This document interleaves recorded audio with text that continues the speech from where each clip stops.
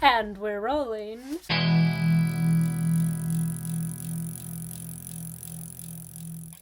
Hey, I don't really know how to intro this video, but hello, welcome, internet friends. It is I, your resident internet bike nerd, Broadway Biker, aka Joni, and I am here today with you because we are going to go on a journey together. So I have had this idea for a little bit that I really want to go bike packing. So for those of you who don't know, I'm super familiar with bike touring. I've biked across the whole stinking United States of America and then up a little bit. So roads, I got roads. Commuting, I do it every day. So I had this idea when I was on my bike trip that the next kind of camping trip extravaganza thing I wanted to take, I wanted it to be not on highways. I love the natures. I don't know why I did the money gesture for the natures, but I love nature. I love woods. I love dirt. I love mud. I love the stuff, and I want to bike on it. So I was like, why not go bike packing? I've never gone bike packing. I've gone camping. I've gone bike touring. So I thought maybe it'd be kind of fun if I took you all with me from the start to the finish of planning my first bike packing trip.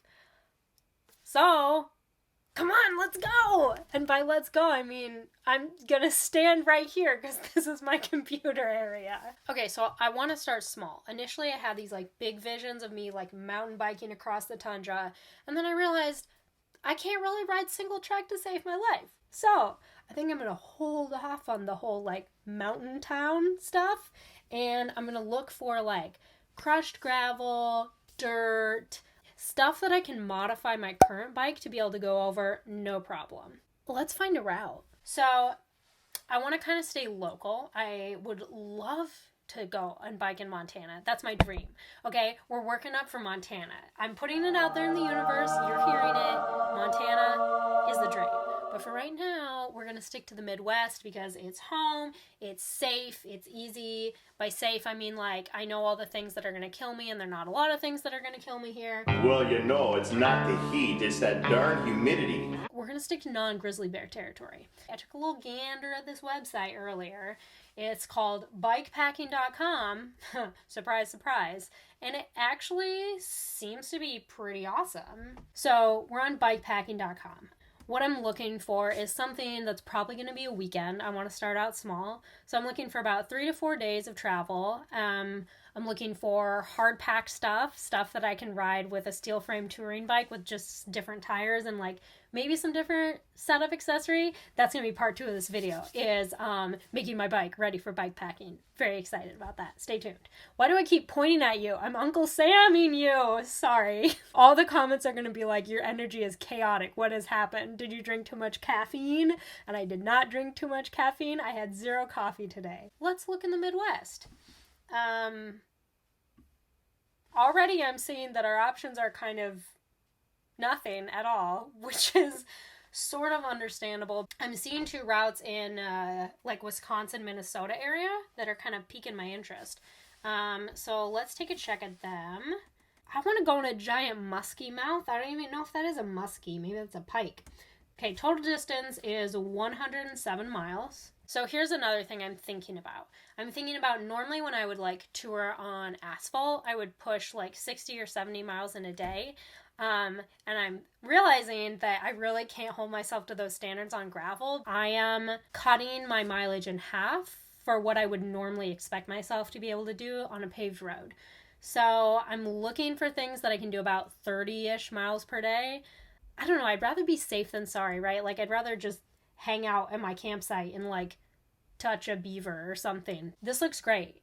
It says it takes about 3 days, but I mean, do whatever you want. 88% unpaved. It's pretty good.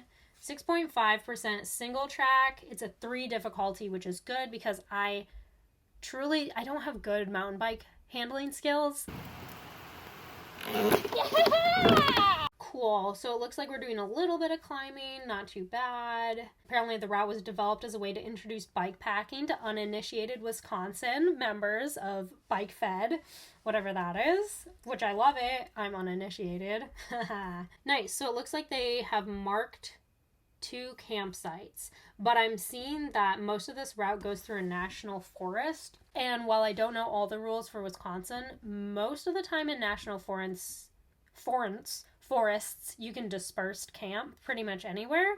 So I wouldn't necessarily have to stay at the campsites if I didn't want, but having water is kind of a nice thing. So that's cool. That's cool that we've got night 1. Wow, they really broke this down for us. Another campsite, as well as your water refill part. So we're looking at gravel roads. Ooh, it looks like there's a bunch of single track, like, offshoots. So if you wanted to, like, do some trails after you make camp, that's kind of fun. That actually is really cool. Okay, they got great craft beer and good food and coffee. Sold. Okay, you'll likely have no cell service. This is another thing that I'm thinking a lot about as I'm thinking about future bike packing trips, if this goes well, is just riding in areas with a lot more limited cell service and cell data than I'm used to. Normally what I do is I use an app called Map Out, and I'll just download all the GPX data and my routes beforehand, which will calculate elevation, mileage, all that stuff. So then when I'm out there and I have no freaking idea, the cells, they do not communicate with me. I'm not one with the satellites, that I'll be fine because I'll be able to figure it out. There's 47 campsites in the National Forest. We're good. Okay, this is sounding pretty nice. Let's look at trail notes. It's looking like this is a route with mostly gravel and then a little bit of options for like going off and doing some single track if you want to after campsite town. So sounds pretty neat. We do get a good little bit of climbing here and there, so gotta have to be prepared for that. I think I'm gonna switch out my crank set and like chain ring situation because it is not set up for climbing right now, especially climbing gravel. But this is looking cute. This is looking cute. She's cute. Let's move on. Ooh, the North Shore. Tell me more. I'm into it. Ooh, straddle and paddle. Okay, let's check out straddle paddle. Let's see what we got here. They always lure you in with those photographs. Look at that photograph. Okay, cool. So this one's a little longer. 180 miles, 3 to 4 days. It's 81% unpaved, so a little more unpaved than the first one. Still a difficulty of 3. You can ride the whole time. More climbing. About 50% more climbing than the last one, so that's another thing I want to keep in mind. It is a bikepacking route that traverses the North Shore of Lake Superior in the Boundary Waters Canoe Area Wilderness.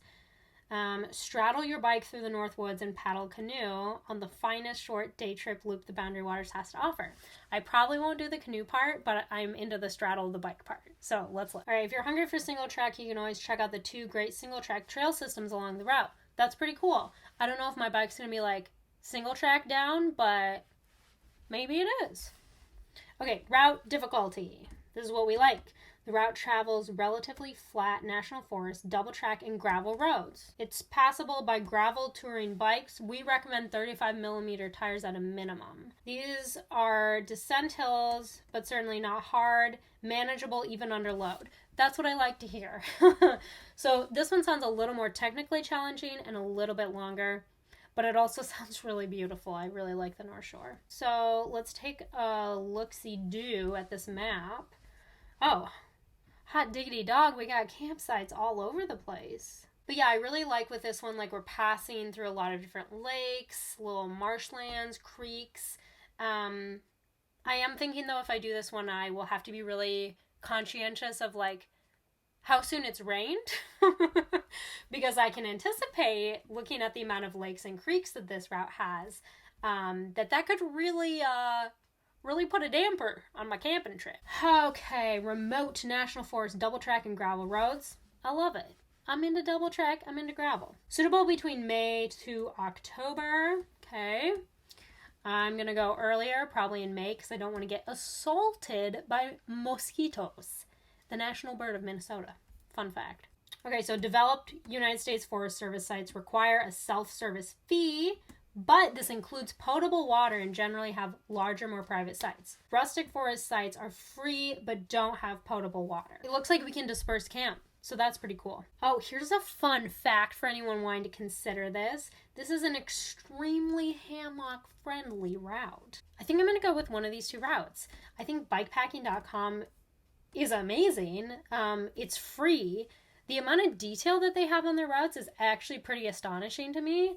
And I love that there's clearly a community, because looking through the comments, people have done trip reports, people have like helpful hints and tricks, people have done photo like journaling from the routes. So it seems to be a really cool community aspect, which I really like, because hearing other people's experiences of routes I found is really helpful. I love reading reviews, but they're not the holy grail. Just keep that in mind. I don't know, I'm kind of feeling this Wisconsin, but am I feeling the Minnesota one? I mean, the world's largest muskie. That sounds so cool. Oh, dude, I don't know. Hey, so apparently my camera can't handle its life right now, which is fine. You know, it's a couple years old. What I've decided to do is I'm just going to casually scroll through a couple of the comments, like the route comments on here.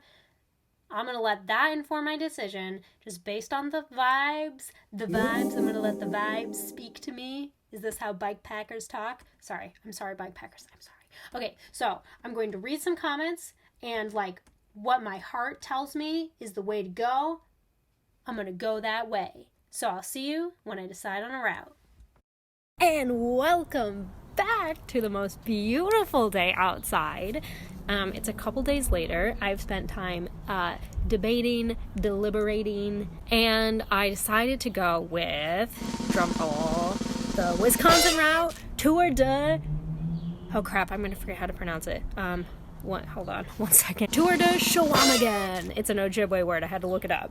Tour de Chequamegon. Tell me if I'm pronouncing that wrong if you know. And the reasons why I chose this route might sound kind of arbitrary, because they sort of are.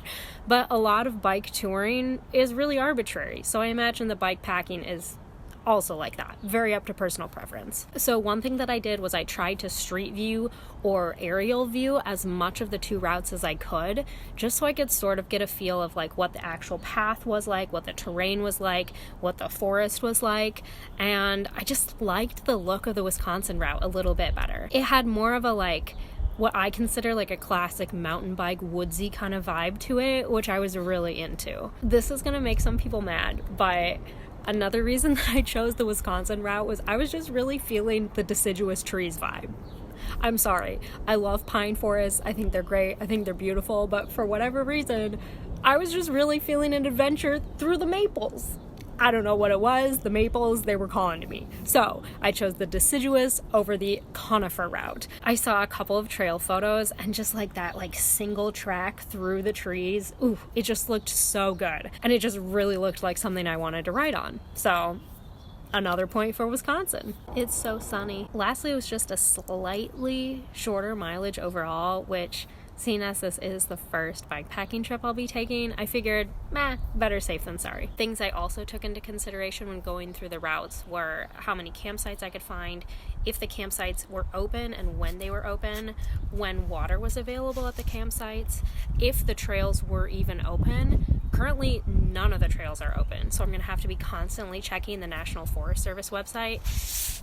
I'm not a big mountain biker, but I do know, just don't ride on the trails when they're closed. You can rip a trail up, and it's going to take weeks of volunteers trying to pack that stuff down, make sure the surface is rideable for everyone else. So if a trail is closed, just don't do it. Oh hey, new location again. So now that we have a route picked out, the second step and the second video that I'll be doing is getting my bike fully ready for this journey. I'm gonna be swapping out parts, possibly even buying a new wheel set if I can afford it. My wheels currently, they've seen better days. The spokes are a little rusty town from biking near the ocean for a really long time, and they're just a used wheel set that are super clunky and have been on there forever, and I have questions about the spoke durability. So we'll see about that. Anyway, hopefully you thought this was fun. This is just meant to be like a really informal little vlog follow-along video for my very, very first bike packing event. Like I said, I'm totally not an expert in bike packing,